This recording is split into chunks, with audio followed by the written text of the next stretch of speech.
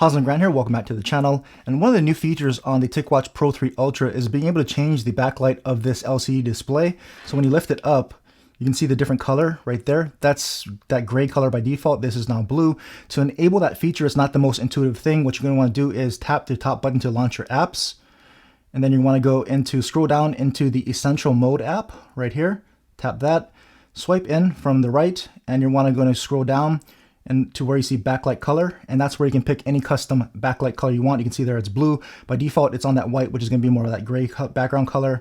Choose maybe a yellow color, whatever color you want here. And then once you go back into your main display, enable the LCD display, you're going to see that new color enabled right there. So that's how you change the backlight color on that LCD display on your Ticwatch Pro 3 Ultra. Any other questions or comments, leave them down below. And as always, thanks for watching.